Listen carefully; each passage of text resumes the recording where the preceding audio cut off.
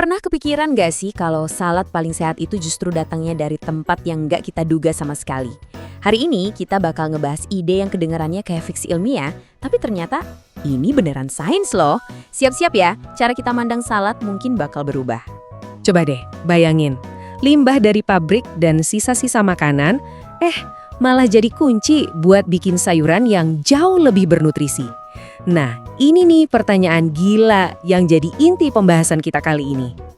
Dan ini tuh bukan ngasal ya, semuanya beneran dari penelitian serius yang diterbitin di jurnal ilmiah keren ini. Para ilmuwan tuh beneran nguji ide ini, dan hasilnya jujur aja bikin kaget. Oke, biar kita paham kenapa penelitian ini penting banget, kita perlu lihat dulu masalah besarnya.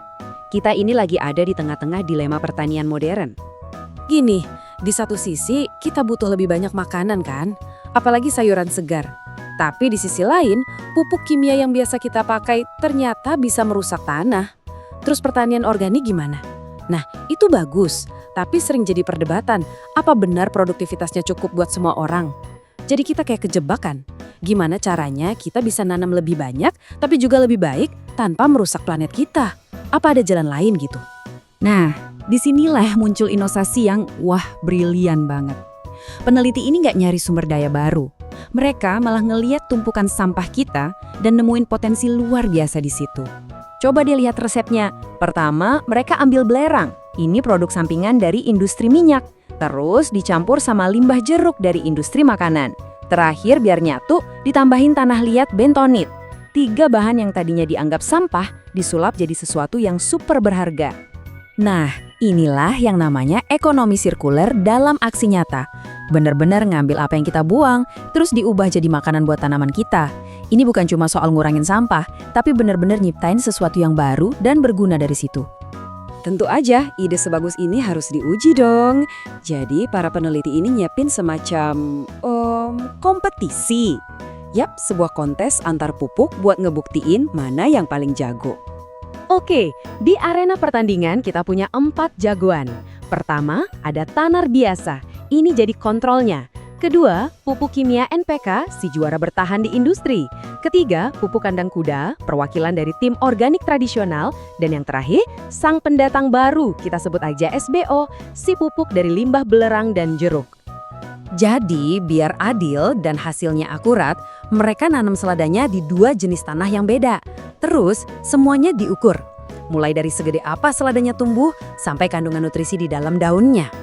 Nah, disinilah ceritanya jadi seru banget. Hasilnya sama sekali nggak kayak yang kita bayangin. Oke, pertama-tama kita lihat dari pertumbuhannya dulu ya. Apa pupuk baru ini bikin seladanya jadi lebih jumbo?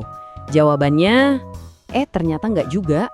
Kalau kita cuma lihat ukurannya, beratnya, pupuk SBO ini kelihatan biasa aja, nggak ada yang istimewa, nggak menonjol sama sekali. Karena keajaibannya itu nggak kelihatan dari luar. Pas para peneliti ngintip ke dalam daun seladanya, baru deh mereka nemuin sesuatu yang luar biasa.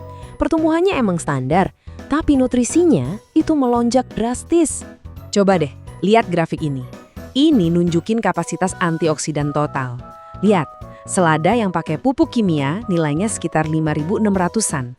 Tapi selada yang pakai pupuk SBO dari limbah nilainya meroket, tembus di atas 9.200. Gila kan? Peningkatannya jauh banget. Terus, kenapa antioksidan ini penting banget? Gini deh, anggap aja antioksidan itu kayak pahlawan super kecil di makanan kita. Tugas mereka itu ngelindungin sel-sel tubuh kita dari kerusakan. Makin banyak antioksidannya, ya makin bagus buat kesehatan kita. Simpelnya gitu. Dan ternyata bukan cuma antioksidan loh, vitamin-vitamin penting lainnya juga ikutan naik.